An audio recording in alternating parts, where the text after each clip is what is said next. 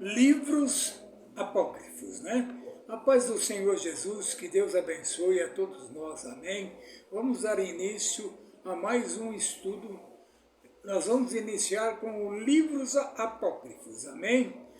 Apócrifos é um vocabulário grego que significa aquilo que está oculto, secreto. Hoje a palavra apócrifa significa de origem falsa, mentirosa e etc. Livros apócrifos refere-se a livros não canonizados, incorporados à Septuaginta e à Vulgata. Os apócrifos foram escritos entre Malaquias e Mateus, e 3 no período interbíblico, na época em que cessara por completo a revelação divina a Israel como nação. Com o cativeiro, Israel foi disperso, se espalharam, e jamais se conseguiu se organizar como nação, exceto o povo de Judá, no sul, que voltaram com Esdras da Babilônia e se instalaram na Palestina. A aprovação dos apócrifos. O Concílio de Trento, em 6 de abril de 1546, declarou a Vulgata como a Bíblia oficial da Igreja Católica, aceitando 7 livros apócrifos, que compunham o grande grupo que circulavam na época: Tobias, Judite, 1ª e 2ª Macabeus, livros da sabedoria, Eclesiástico e Baruque, e ainda acréscimo a Esther e Daniel. Ao todo, 7 livros e 2 acréscimo. Observação: somente o Antigo Testamento católico, traduzido da Vulgata de São Jerônimo em 1610, por Gregório Martins, é que os apócrifos permaneceram espalhados através do Antigo Testamento, como se encontra até hoje. Razões por que os apócrifos não são canônicos. Amém? Primeiro, depois de Malaquias, cessou o espírito profético em Israel e houve silêncio à parte de Deus para a nação. Segundo, na Bíblia hebraica não consta esses livros.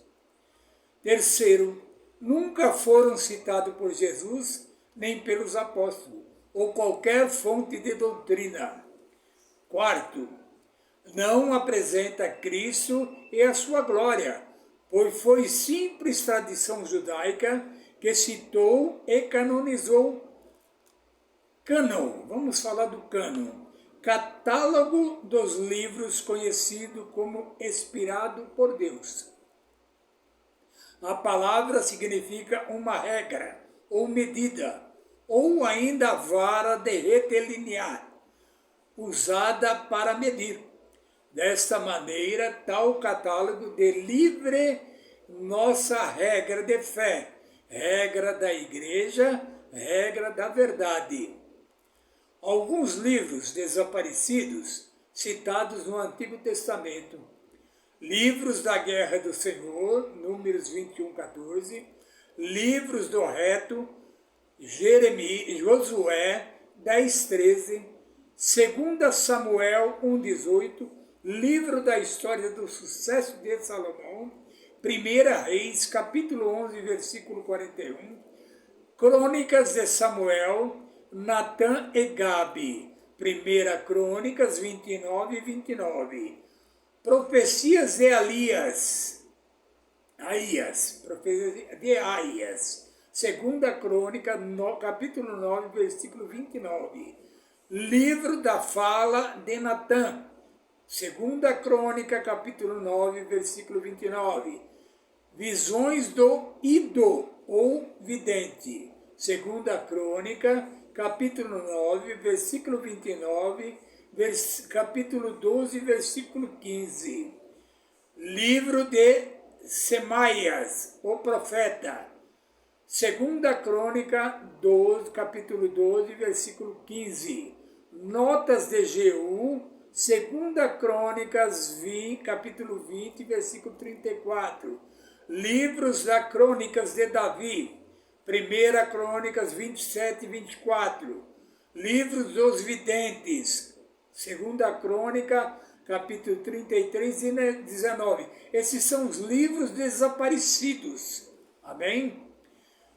Livros desaparecidos no Novo Testamento. Uma carta de Paulo aos Coríntios, 1 Coríntios, capítulo 5, versículo 9. Uma carta de Paulo aos Laodicenses, Colossenses, capítulo 4, 16. Palavra de Jesus não registrada em nenhum livro canônico. Atos, capítulo 20, versículo 35. Esses livros que permanecem desaparecidos foram úteis para Deus e só Ele sabe os seus destinos. Pode ser que um dia eles venham à luz, assim como o manuscrito de Cura no Mar Morto, em 1947. Amém, irmãos? Canonização do Novo Testamento.